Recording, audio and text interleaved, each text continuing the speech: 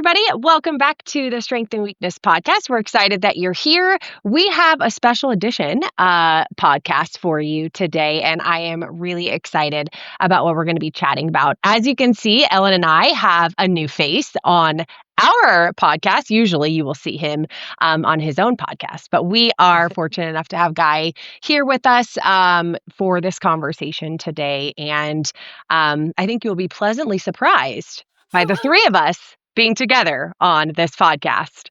I don't know who let us all three be on this podcast, but here we are nevertheless. So today we are actually going to be addressing a couple of things that we've been hearing across our ministry here at Strength and Weakness.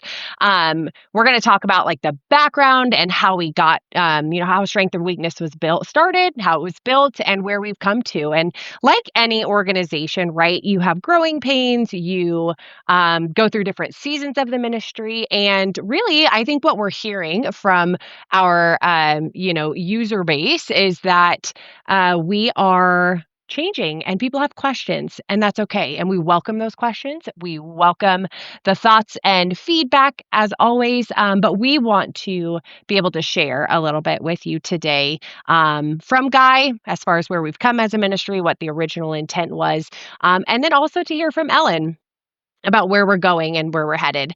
So together, collaboratively, all three of us are going to be having a conversation. I am actually going to be acting more as like a moderator. This is actually really fun for me because I have been a part of this ministry for about 10 years now. And I always call myself the little sister to Guy, and Ellen's one of my BFFs, as you guys all know. So I'm excited. I'm excited to ask them both questions and hear from them throughout this. So I'll be more of a moderator asking Guy and Ellen some questions. But before we jump into the conversation, Ellen and Guy, would you like to say hello? I realize I just talked for a really long time. Would love to hear from you guys. Ellen, ladies first. Yeah, well, I'm so excited that we're doing this. I will say, if we responded to every question or dare I say criticism we've gotten as a ministry, that would be all we have time for is to respond for it, right? Of course, this is such a delicate space that we serve. So, but with this particular question that's arisen in the past, I would say couple of years, we thought it was right. We just kind of landed in a place of clarity is kindness, and we want to respond not in defense, but just to offer some transparency and vulnerability to let people know what's happening behind the doors of Strength and Weakness. I realize that it's not often people get to hear me and Guy together. And so that's what we wanted to provide as a space to let people know we're both still here. We both are still on the same page. Our ministry has not changed. The roots of it have not changed. Our needs have grown. And so we've answered those calls in the way that we felt led to, but we have not changed. So that's kind of my hope and prayer with this podcast, is that people will understand where we're coming from. And as we really vulnerably expose ourselves here to let you know what's happening behind closed doors. Yeah, thank you, Ellen. And yeah, right on. I appreciate that. Certainly over the years since I started the ministry 19 years ago now, certainly had no idea that the ministry would last this long or that it would become what it has become. And that it's branched out the way that it has to be able to help so many people in the manner that we have. So it's been a blessing and a surprise, and everything else in between, and a lot of heartache along the way. Also, I got to say, this has not been an easy ministry to oversee and to help navigate, and it's been the challenge of a lifetime. So a part of that is, of course, we get the opportunity to be able to work with and address and speak to so many people from so many different places, people within the church, people outside of the church, people who agree with their message, people who disagree with their message. And so that's why it's great for us today to have an opportunity to be able to hopefully bring about some clarity on who we are and what we're doing right now. As you know, I don't think our core meaning has ever changed. Our core purpose has ever changed, but certainly, the ministry has gone through different phases and will continue to. So it's good for us to be able to talk about that and bring that into the light. Yeah. Awesome. Yeah, I was hoping you weren't going to steal my thunder and talk about all of the things that we're going to talk about in the future here in your introduction. So glad to hear from you guys both. And I think that actually leads us into kind of the purpose of today, right? So what we have heard across the ministry is that Guy's message and Ellen's message are different.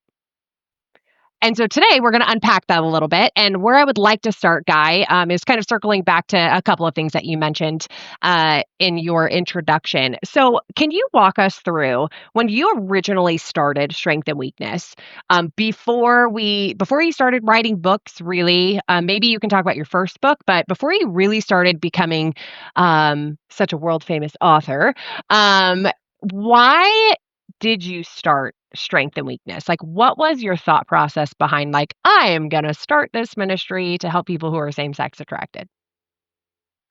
Yeah, thanks for asking that. Well, that's my background.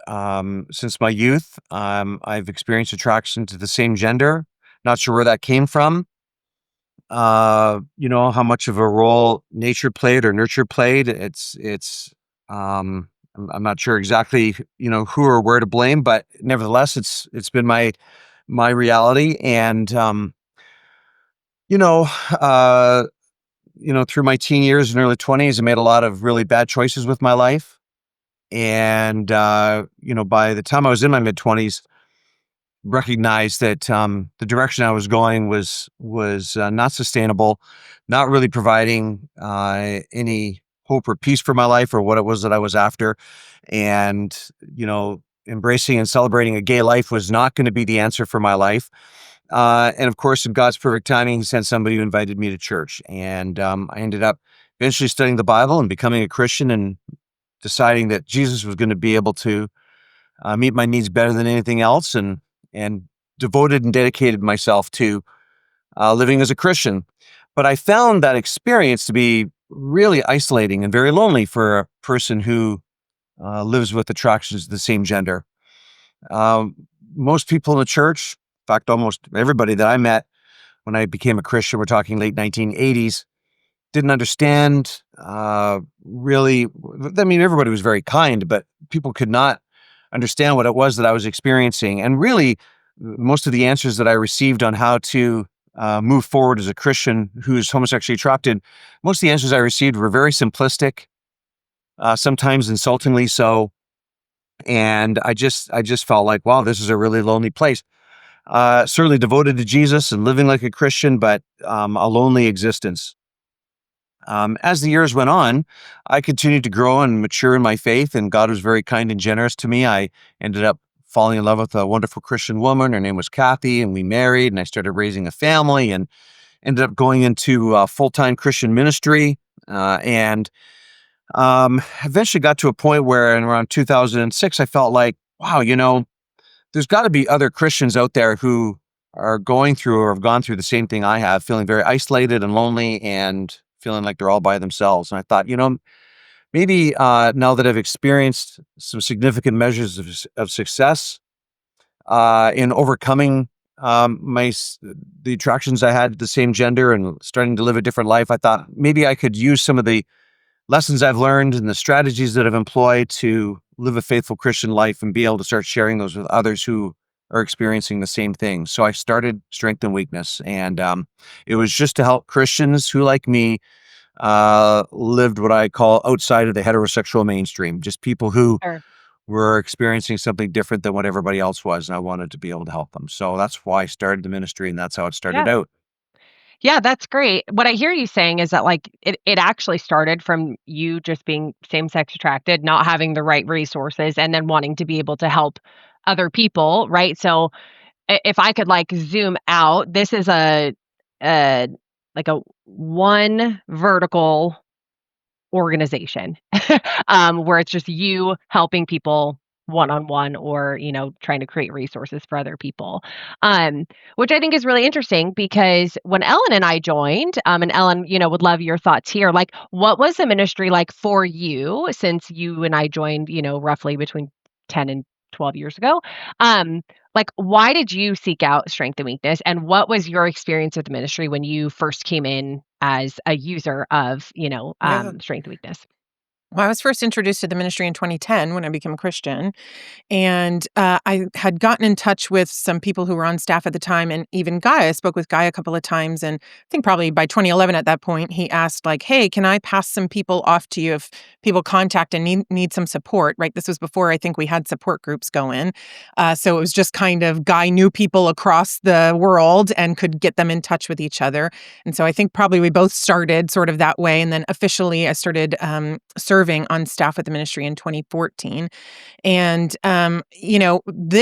what it sounds like from Guy and what I remember is that this ministry really started and has continued to be a pastoral care ministry, right? Like it started with, hey, I'm going through this. Here's some resources. Let's all connect and have a safe space where we can just talk about our mutual similarities in this really difficult area to live, and then offer some practical tools to help live that life righteously. So I would say that's what I saw from the beginning. That is still what I see today. If not everyone sees it that way, that is still what we see from this vantage point.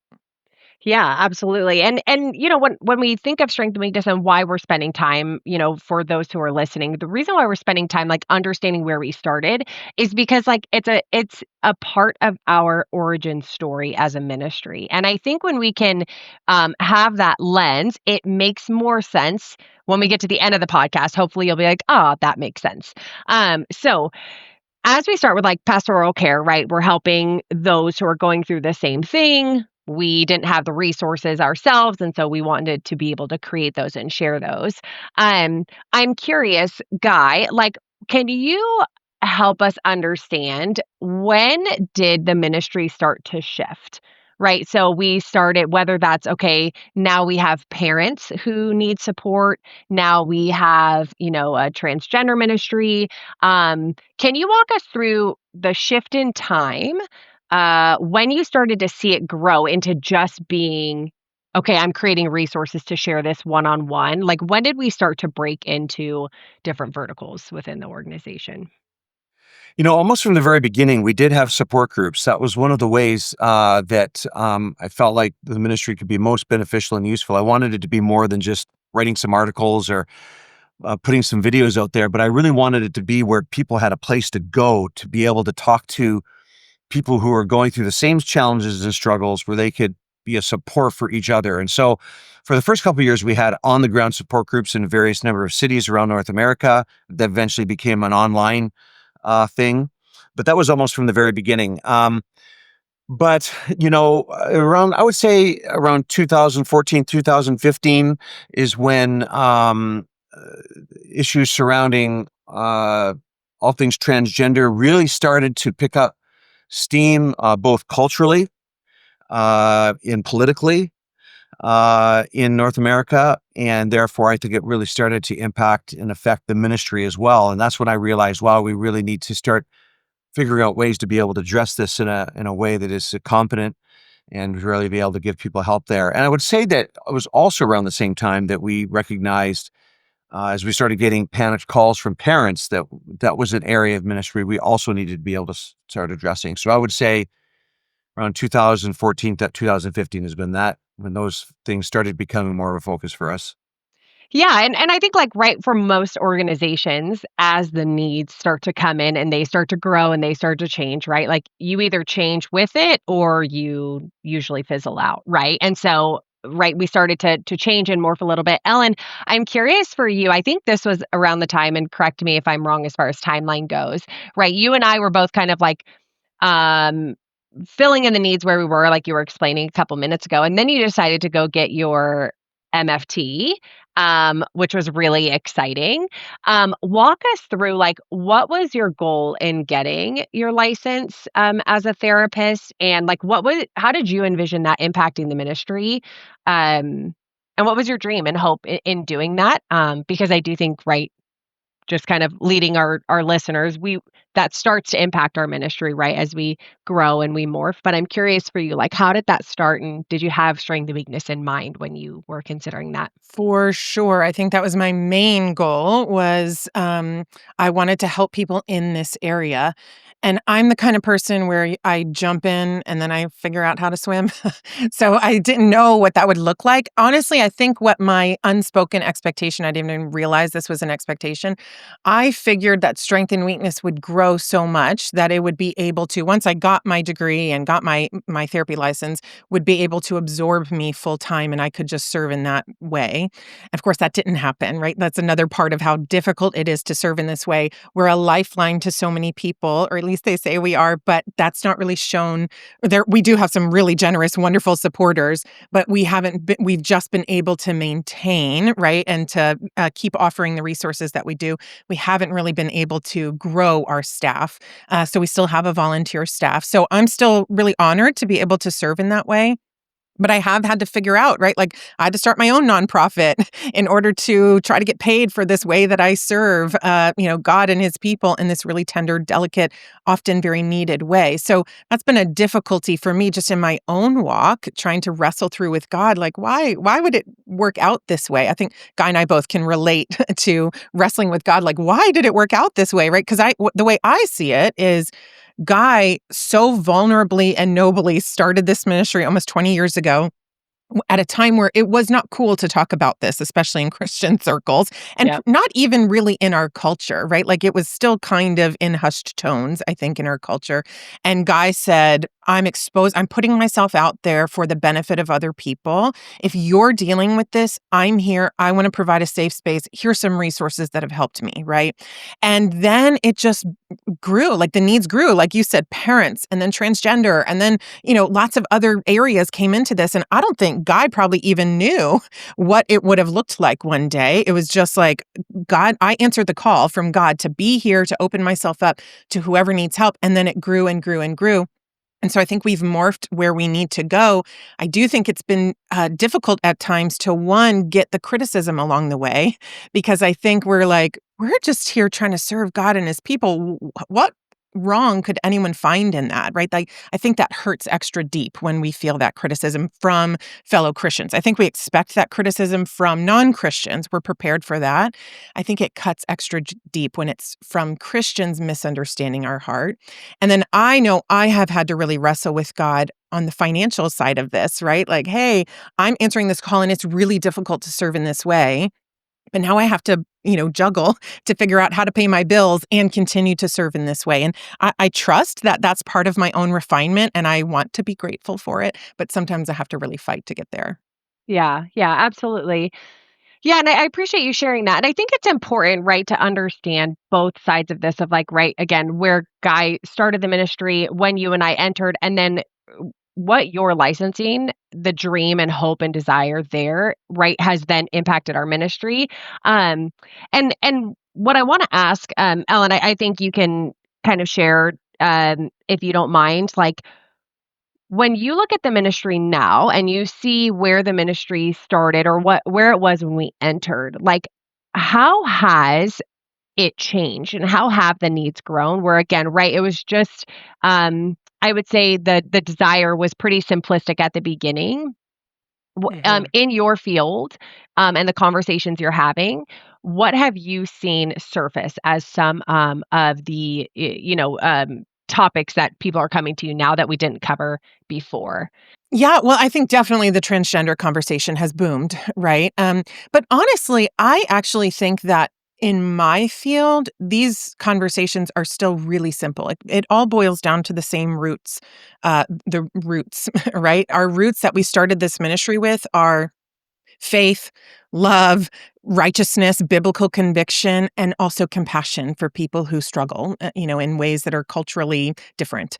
And so I think that that's how it started. Like you said, it started so simple. It started with, we all believe what the Bible says, but we all struggle in this area. How can we now live in this reality? And honestly, when it comes to me meeting with people, to me at least, I know to people that come to me, it feels really complicated. To me, it's still very simple. We all love God. We all want to live for God. Your child or you struggle in this area. Let's figure out how to navigate this reality. I think what's gotten complicated is the politics, if you will, of the ministry. Not that there's politics internally, but the politics of our church culture at large in our world and how we've fit into that, right? So we started so simple, right? When Strength and Weakness started almost 20 years ago, I'm pretty sure every church guy visited all believed the same thing we believed in the Bible. Same-sex attraction is not sinful. Acting on it is. We all love God. We all want to have compassion for people who are dealing with this. It was really simple. Now, things are much more complicated in this one little area of the kingdom of God, right? There's side A, side B, side X, side Y. When guys started this ministry 20 years ago, there weren't any sides. It was just, you believe this or you don't believe it, right? So it's Yeah. really gotten so complicated. And with that, guys always used this analogy of, in our ministry internally, as Nehemiah, right? Holding in one hand a tool to do the work and in another hand, the weapon to fight against the people coming against you. And that's kind of been our call. People who have joined to serve in this ministry is, we have to do the work. Unfortunately, we also have to have not a weapon, right, to wound people, but a weapon to protect ourselves. And so that's been one of the most complicated, difficult things to navigate, especially as the nuance in this particular conversation, LGBTQ, has grown just in our culture at large and even in God's kingdom at large. Ellen, I appreciate you sharing that. And I actually, Guy, I want to kick it over to you because I think even in line with what Ellen is saying, we've heard a lot of I don't want to say grumblings, but a lot of mixed feedback when it comes to pro-gay theology. And I really want to I think surface that up to the top here, or surface it level surface it up so we can talk about it, Bring it to because the I surface. think, like, I want to understand when we're talking at the ministry at large, right? Like Ellen kind of walked through, like, okay, we started simple, the message is still simple, but we started to serve more groups of people, if you will. Why did you choose to talk about pro-gay theology? Because from what I'm hearing is that a lot of Christian churches are like, whoa, Guy, your message has changed so much because you're talking about pro-gay theology now. But from our perspective, like, as we talk into ministry, we're like, wait, this is a different message? I'm confused. So can you just walk us through, like, your thought process behind it, why you wrote a book on it? I really want to hear from you on that. Yeah, thanks. Ellen, and yourself and the other support group leaders we have had been doing such a tremendous and wonderful job, counseling and helping and providing a safe place for a support group system to help Christians who are same-sex attracted. I felt like it gave me the freedom to kind of branch out in another direction, myself, which I felt like needed to be able to address the fact that we live in a world today where there are gay affirming churches everywhere, and pretty much every city in Western culture. There are church groups who have decided to embrace and celebrate homosexuality, and believe that it's not a moral issue. And in fact, the belief would be that God created homosexuality and it's not a sin for a Christian to participate in homosexuality. And again, this is where we get gay affirming churches from. And I started really becoming alarmed, I would say around 2018, 2019, as I heard, as I was traveling around the world speaking in workshops and meeting people, so many Christians who were starting to question this. And honestly, I became really shocked by how many followers of Jesus were beginning to question something that I thought was very basic, in terms of what the Bible teaches on sexual ethics. The idea that sexual intimacy is to be reserved between that of a man and a woman bound together only in marriage. Homosexuality is a sin. Of course, heterosexual sin or activity outside of marriage is also sin. But this was being questioned and doubted. And I thought, man, I need to be able to address this. And so I started really digging into the arguments of pro-gay theology, and really educating myself and felt like I needed to be able to educate and equip Christians so that everybody would know how to be able to dismantle the arguments of these pro-gay apologists and Bible revisionists who have come up with these ideas. And I decided to focus on, where did these things come from? Who made up this stuff? Is there any truth to any of it? What are the arguments? How can we stand up for biblical truth? Not be jerks about it, but be able to know what the Bible teaches and why these arguments are wrong, if they're wrong. And so that's what I really decided to focus on, and what I have been focused on, I would say, for the last 5 or 6 years now. And I would say that that's just kind of like, right, thinking about that Nehemiah picture. We got tool in one hand, weapon in the other. That's kind of a boulder that hit our ministry, right? Or hit several churches across the world, this pro-gay theology. Like we said, 19 years ago when this ministry was started, that wasn't a thing. Everyone who wanted to hear what we had to say, we all believed the same thing. And so the way I see it, just sort of organizationally, is that boulder hit our ministry and none of us wanted to touch it. I mean, we've all learned from Guy in this what we need to know, but we didn't want to touch that, right? And so I think Guy really valiantly picked up that burden and said, okay, someone needs to help give people answers to this, right? Like, this is something that it's not something that our ministry faced. It's something that our culture was facing, that God's kingdom was facing, that people needed resources on. And Guy could have said, sorry, that's out of our wheelhouse, right? We only offer pastoral care, right? Only come to us if you know what you believe. But instead, he said, okay, people need answers on this. Fine. We'll open up that avenue too. We'll add that to our repertoire of what we offer. And so I think that's so noble that he picked that up. Now, like you said, I think people are saying, all right, enough, right? Like, we've had enough of pro-gay theology. Okay, but we didn't start this to beat people over the head about it. Guys started this because at the time, people really needed answers on that. Yeah, and I'll add to that most pastors, ministers, church evangelists, elders had no idea how to be able to address this issue. And, nobody was responding. Nobody was providing any answers. And we had churches full of people who were going, well, what is right and what is wrong? What does the Bible actually teach? And why is the gay affirming church down the street wrong? Because this is also a very emotional issue as families were starting to recognize, gee, my son or my daughter is coming out as trans or gay, or, somebody else in my family or somebody I work with, somebody in the community that I care about. And they say they love Jesus. So why can't they be a Christian and follow Jesus? And I really felt like this is, really a matter of, spiritual life and death, that we need to be able to teach what the Bible teaches on this issue and give answers and responses to people so that they know how to be able to respond in a kind, loving, and respectful way, but stand for biblical truth at the same time. Most churches had no idea how to punch their way out of a paper bag on that. Quite frankly, most still do not, which is all the more reason why churches, I think, need to be availing themselves to the resources that we provide. But I think this is a really serious issue. So I don't regret or resent going back or going in and going after that, because I feel like it's so desperately needed in our world today. Yeah. And I think that gives really good clarity and maybe, some clarity for people who had questions around this, where when you're looking at it from like the path of strength and weakness, right? Like, we're starting with pastoral care in multiple areas for multiple people groups, and then just like any other business. And I would assume that everybody listening has worked at a job, right? Let's even take a coffee shop for an example. You have somebody who's at the cash register doing one job, somebody who's making coffee, somebody who is possibly doing baked goods. You have the Let's hope. manager of the store who is giving the direction for where it's going and changing to the needs of what their community is. And then you have the C-levels and CEOs and all the people calling the shots. And I think it's similar for strength and weakness, where we started, our needs grew, and Guy took the call to answer the pro-gay theology question that came up. And I think, for if you followed our ministry for however long, one thing you might not see about Guy that I think is really important is, like, the heart that started this ministry was like to help other people. that's still the same heart, although his looks may have changed a little bit since 20 years ago.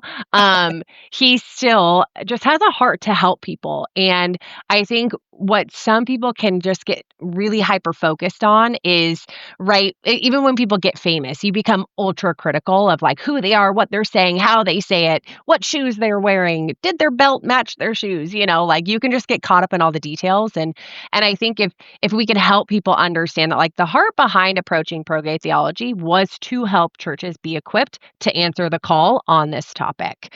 And while Guy was doing that, Ellen got her master's, right? And you became a licensed therapist and was able to carry the torch of the pastoral care. And I just think what is beautiful about this, and I would hope that people could relate to, is like as you grow, not only in your spiritual walk, but also your professional life, is that as you grow, you start to realize what your gifts are. And I think as a ministry, what I have loved kind of as a spectator between Ellen and Guy is that you guys have really like leaned into your strengths. Like Ellen, you are incredible in being able to like listen, empathize, really help that pastoral side of it. And Guy, you are an incredible speaker and incredible at like taking really complex ideas and breaking them down into digestible bits so that people can understand pro-gay theology. Like, in all honesty, I was like, what on earth is this? And you're like, hey, here, like, let me help you understand it a little bit more. So that's kind of how I envisioned, like, I think how we've grown, and what people might think is a like different message between you two is really just two arms of the same body. Exactly. And so I want to shift our conversation as we wrap it up. Like, where is strength and weakness going? Right? We've acknowledged that we have the arm of like looking forward, addressing cultural topics. We have a pastoral arm. Um, Ellen, I'm curious your thoughts. Like, what is the future of the ministry, and where strength and weakness is growing into? And then Guy, would love to hear your thoughts as well, since we have a unified front. Would love to hear from both of you. Yeah, I think, just kind of like always with this ministry, when it's directed by God, uh, I think in some ways we could say we have no idea where it will end up, right? We have some control, and we certainly have some dreams and goals, but God is leading this ministry. That is something we say all the time. I say it before I interact in any way with this ministry. I say a prayer and I say, God, this is your ministry. These are your people. We are just your hands and feet here. So I think in that sense, we don't really know. We're open to God's direction on that, whatever needs to happen. We certainly hope to continue to serve people in this area. My dream, right? Like I said, I've had to start my own organization to, come alongside strength and weakness to offer some more pastoral care. So my hope is to offer, I think my real passion in this, even helping people with LGBTQ, within the LGBTQ realm, is to help people really see and know God, and to grow their intimacy with Him, within self, and with others that are important to them in their life. So that's kind of my mission through my organization. I feel like that's what I do when I help people within the LGBTQ realm as well. So that's what I hope I can continue to do for strength and weakness, for hearts and above, for whomever, right? That I can walk alongside people in some of the most tender moments of their life and help them to understand themselves and God better, and connect better with God, self, and others. So I hope to do that with strength and weakness. But like we said, a lot of it is a little bit out of our control. It depends on God's direction, and it depends on people's support. So we just don't really know what will happen in that. Yeah. I would say that my s- my strong point is being able to stand up in front of a crowd of people and teach, and so that's what I spend the majority of my time doing. I write and I go around the world teaching workshops and classes for churches and Christian colleges. My passion is not just pro-gay theology. My passion also is uh, educating churches on helping them become safe, loving, and welcoming environments for LGBTQ people to come and learn about what it means to follow Jesus. I use my own story to be able to spring off of that, because I feel like so many of our churches really don't do a really good job at this. I don't think it's that most Christians are homophobic and bigoted. Certainly there are some Christians who are, but I don't think most Christians are homophobic and bigoted. I think most Christians are just uneducated on this issue, and what you don't understand, you pull away from. And what I see happening in the church is that a lot of Christians, because they don't understand same-sex attraction or homosexuality, they're afraid of it, they pull away from it. And therefore, the churches are not safe, loving, and welcoming environments for LGBTQ people to come in and learn about Jesus. I'm trying to change that so that Christians will feel like, man, I can welcome a gay or trans person into my life. I can have them into my home and be kind and hospitable and loving. I can get along with them at work or at school. And I can invite them to church to be able to come and learn what it means to follow Jesus, and give them the time, room, and space they need to be able to figure this out. So my workshops, yes, do cover pro-gay theology. I do share my story, but also really my passion is to create a safe place in the church for LGBTQ people to come and have the time, room, and space they need to figure out what it means to follow Christ. Yeah, so what I hear from both of you is that the core message of strength and weakness is not changing, right? We still want to love people, show everybody kindness, Yeah. dignity, and respect. But we are still growing and expanding both in our own personal roles within the ministry, but even to like how we're serving the greater community, which I mean, if you are in touch with the LGBTQ community at all, like you're realizing how quickly things change. And so what we say today could literally change tomorrow as far as like what the needs of the community is. And also like how we can help the Christian church respond in love to those changes.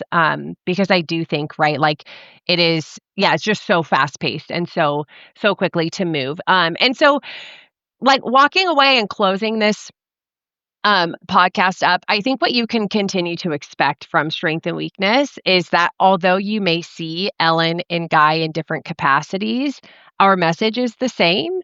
And even as we continue to grow and change, we ask for your grace, understanding, excitement, support, as we try to meet the needs of our community within the church, within, the secular arena. We really are doing our best to meet those needs with the gifts that we have on our staff. But also, you are going to start seeing more of Ellen crossover into Guy's lane and Guy crossover into Ellen's lane, right? Like it is not clear cut, black and white. And we're doing that again to meet the needs of our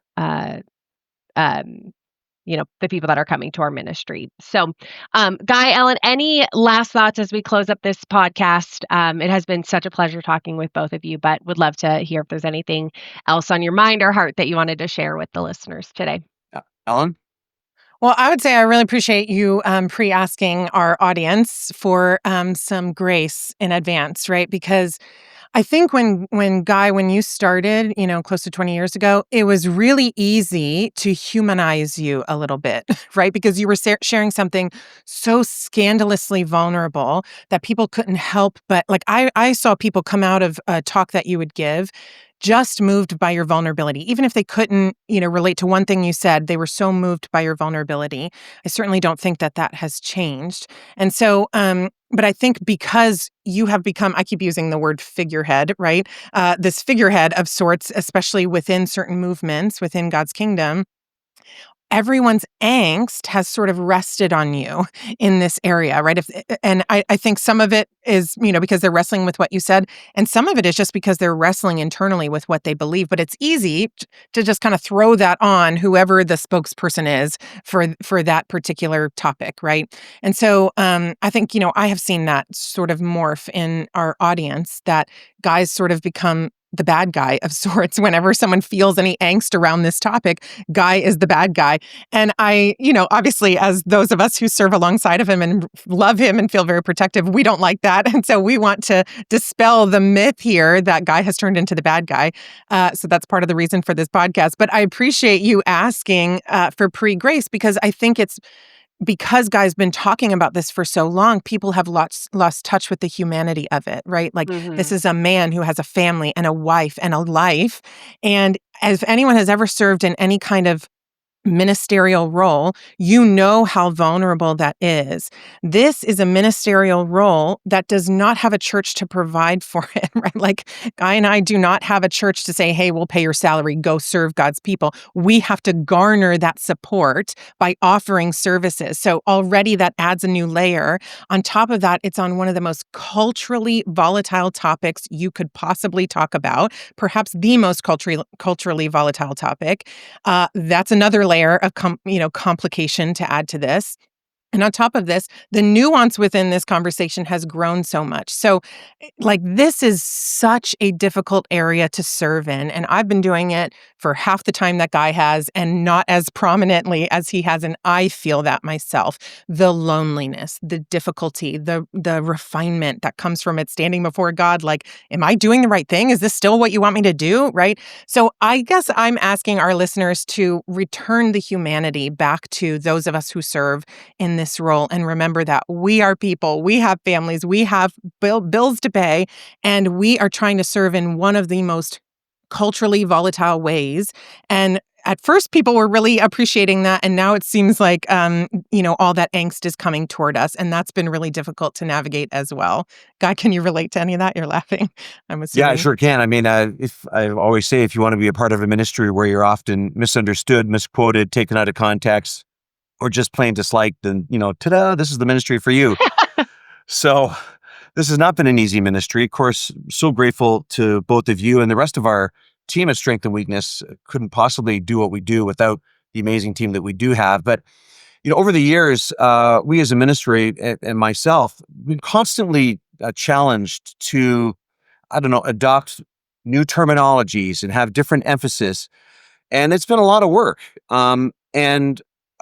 But I've always wanted us to be able to do that and to kind of grow with what's happening around us culturally, provided that we don't change our position on what the Bible teaches on sexual ethics.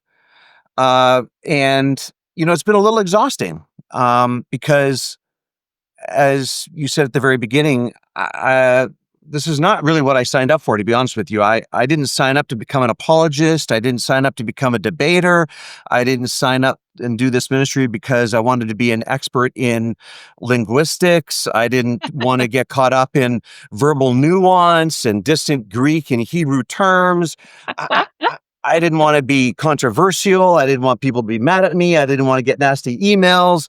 I didn't want to be canceled. I just wanted to be able to help some people. It's been quite a journey. It's kind of like I said, well, hey, I wanted to get a degree in sociology. And then I found out that, well, I also need degrees in psychology and psychiatry and medicine and politics just to be able to do this ministry or to be able to give a speech or write an article. So I think, for all of us with Strength and Weakness, this has been exhausting and, quite frankly, if I can say so, a big pain in the butt. But we're willing to do it because we care about people and we want to help. We want to be a service to the Lord's church. We want to help people who are struggling and hurt. We want to be a safe place for them. I don't know if the angst against us or some of the stuff that I've personally received is going to go down. But I will tell you this: what will not change is two things. Number one, we are not going to change our belief that homosexuality and transgenderism are outside the confines of what God intended for human sexuality. And we're not going to change loving and caring for people who struggle with those areas of brokenness and weakness in their lives. And we want them to know that God loves them, God thinks they're amazing, and there is a place for them in Jesus's church. And we want to help the church create a place where they will be welcomed. And so those two things will never change. Again, terminologies and focus and everything else, we're going to be all over the place here as we have been trying to keep up. But ultimately what we want is to honor God and help people. And those two things will never change. Amen. Well, you guys gave us a little precursor to everybody listening as we end this podcast. We will be having a second podcast to interview Ellen and Guy again. And we're going to have another special guest. I won't tell you who yet so that you come and find out. But we are going to interview Ellen and Guy and ask about what it's like to serve in this ministry. I mean, they did give you quite the precursor as far as the challenges that come in serving. But I do think it's important, again, to bring that humanity back to being in a service organization, and one, like Ellen said, as volatile as this, to hear a little bit more from them as far as what they go through. So maybe if you go to write a nasty email, you'll think twice about it before you send it, Could you knowing please? that there are humans who are going to be reading it on the other end. But as for today, we are so grateful that you joined us, and we hope to see you back on the next one.